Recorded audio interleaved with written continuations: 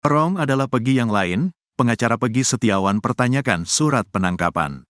Sosok Pegi Perong menjadi salah satu topik yang dibahas dalam sidang pra-peradilan Pegi Setiawan di Pengadilan Negeri Bandung, Senin, tanggal 1 Juli tahun 2024. Bukan Pegi Setiawan kuli bangunan, melainkan ada Pegi lainnya yang diduga saat ini belum diperiksa. Tim kuasa hukum Pegi Setiawan menegaskan jika ciri-cirinya fisik Pegi Perong yang masuk dalam DPO Polda Jawa Barat berbeda dengan Pegi kuli bangunan. Pegi adalah orang yang ditetapkan tersangka oleh Direskrimum Polda Jabar pada tanggal 21 Mei tahun 2024. Ucapnya, bahwa penerapan tersangka itu Pegi dianggap melakukan perbuatan yang melanggar, ucap perwakilan kuasa hukum Pegi Setiawan.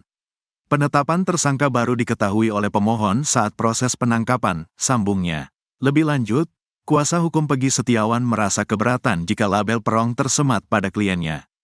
Termohon sebelumnya telah mengumumkan DPO pada tanggal 15 Mei tahun 2024. Khusus untuk atas nama Pegi alias Perong berusia 22 tahun pada tahun 2016, 30 tahun pada tahun 2024 dengan ciri-ciri khusus, jelasnya. Sebagaimana yang diumumkan sangat jauh berbeda dengan ciri-ciri yang melekat pada diri Pegi Setiawan yang saat ini ditetapkan sebagai tersangka, lanjutnya. Pegi ditangkap tanpa ada penyidikan. Sementara itu, penangkapan Pegi Setiawan oleh Polda Jawa Barat disebut tak melalui tahapan yang tepat. Ya, tim kuasa hukum Pegi Setiawan menyebutkan jika kliennya itu ditetapkan sebagai tersangka tanpa ada langkah penyidikan. Menurutnya, seharusnya penetapan tersangka harus dilakukan berdasarkan hasil penyidikan. Namun perlu diketahui apabila mengacu surat penangkapan itu, tidak ada surat penyidikan terhadap pemohon. Padahal polisi punya tugas melakukan penyidikan, ujarnya. Kemudian dia minta bantuan Munraker untuk mencari XTC, jelasnya.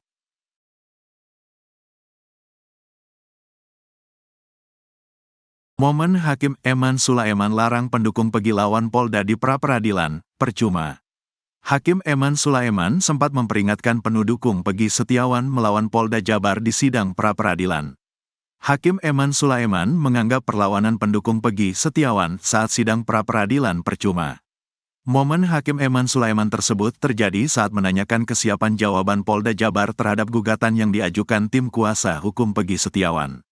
Apakah termohon sudah siap dengan jawabannya? Tanya Hakim Eman Sulaiman ke tim kuasa hukum Polda Jabar saat sidang pra-peradilan Pegi Setiawan di Pengadilan Negeri Bandung pada Senin, tanggal 1 Juli tahun 2024. Tim kuasa hukum Polda Jabar rupanya belum menyiapkan jawaban untuk gugatan tim kuasa hukum Pegi Setiawan. Mereka meminta waktu 1 hari untuk menyiapkan jawaban terhadap gugatan Pegi Setiawan di sidang pra-peradilan. Izin yang mulia yang telah kami sepakati mengajukan jawaban besok, katanya. Seketika ruang sidang yang diisi keluarga Pegi Setiawan, warga dan pewarta menjadi riuh. Terdengar suara sorakan dari kursi pendukung Pegi Setiawan. Katanya, Hakim Eman Sulaiman kemudian memberi teguran agar tidak gaduh. Kata Hakim Eman Sulaiman. Dia meminta agar pendukung Pegi Setiawan tidak melawan keputusan Polda Jabar yang meminta waktu untuk menyusun jawaban terhadap gugatan. Gak usah ditanggapi, percuma, bikin ribut, kata Hakim Eman Sulaiman. Hakim Eman Sulaiman menjabarkan bahwa waktu Polda Jabar membacakan jawaban tersebut pada pukul 9 waktu Indonesia Barat, Selasa, tanggal 2 Juli tahun 2024. Untuk jawaban jam 9 pagi. Untuk replik jam 1, untuk duplik setelah asyar. Rabu sudah masuk ke pembuktian, jelas Hakim Eman Sulaiman. Lihat foto Kabid Hukum Polda Jabar Kombes Nur Hadi Handayani menerangkan pihaknya menyiapkan jawaban atas gugatan Pegi Setiawan. Sesuai dengan kesepakatan dan petunjuk hakim untuk jawaban kita akan sampaikan besok, katanya.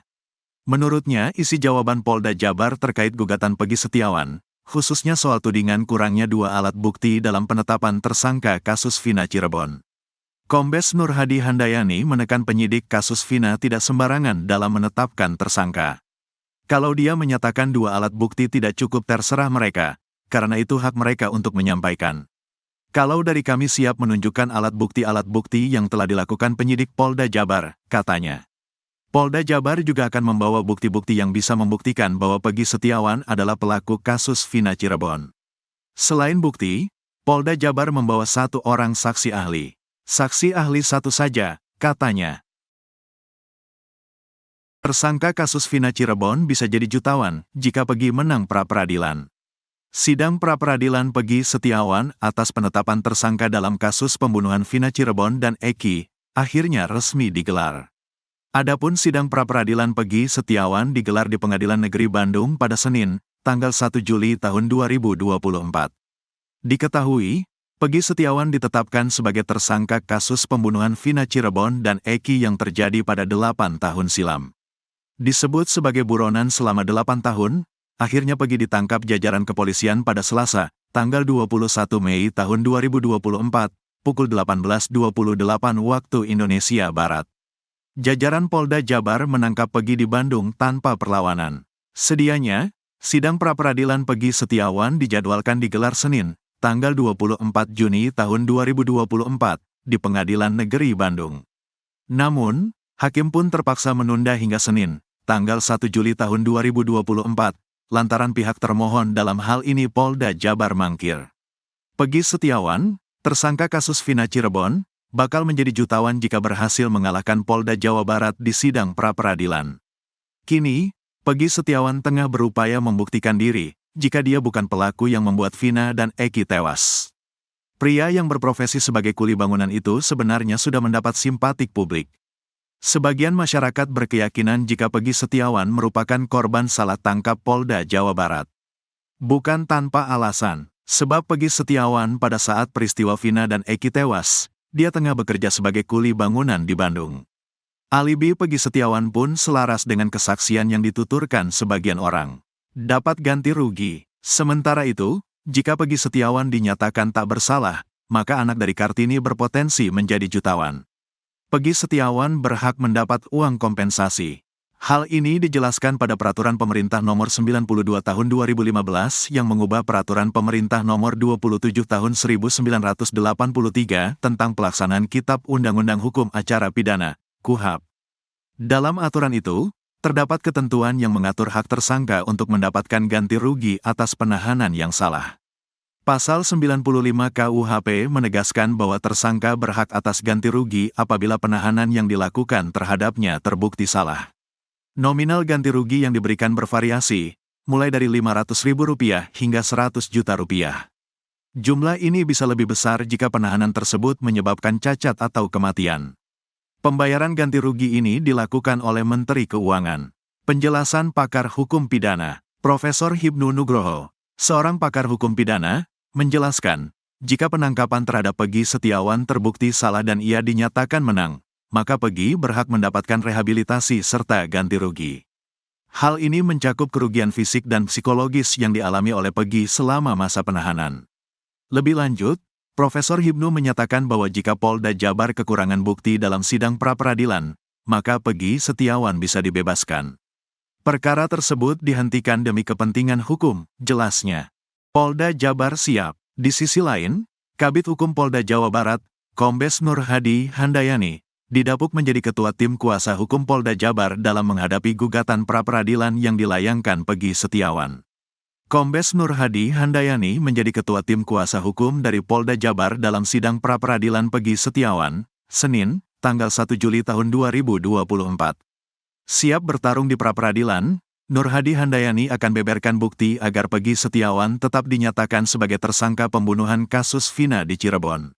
Pada sidang hari ini, Polda Jabar hadir dengan agenda pembacaan tuntutan dari tim kuasa hukum Pegi Setiawan.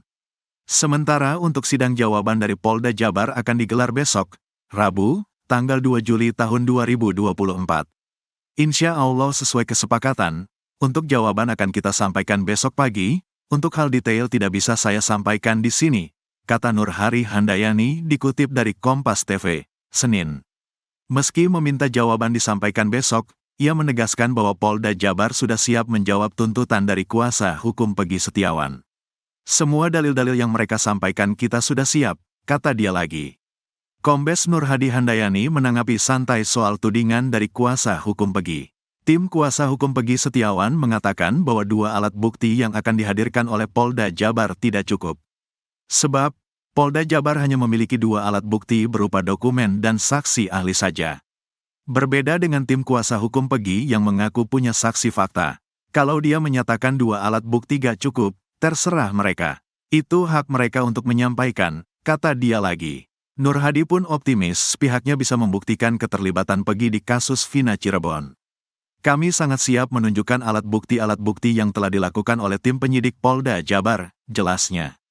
Untuk alat bukti, kata dia, akan disampaikan di persidangan pada Kamis, tanggal 4 Juli tahun 2024. Ia mengklaim alat bukti yang akan mereka bawa yakni berupa dokumen dan keterangan dari saksi ahli. Kemudian mereka akan tampilkan untuk saksi dan ahli, kita juga akan sampaikan untuk dari ahli. Kita akan bantah dalil-dalil mereka. Dari Polda saksi ahli aja, 1 orang, ungkapnya. Sementara itu, kuasa hukum Pegi Setiawan, Tony RM mengaku akan menunjukkan bukti DPO yang dikeluarkan oleh Polda Jabar. Di mana menurut dia, Pegi Setiawan yang ditangkap sebagai tersangka ini berbeda dengan ciri-ciri yang diumumkan kepolisian. Itu akan kami jadikan bukti bahwa DPO Pegi, perong rambut keriting, tinggi 160, tinggal di Banjarwangunan.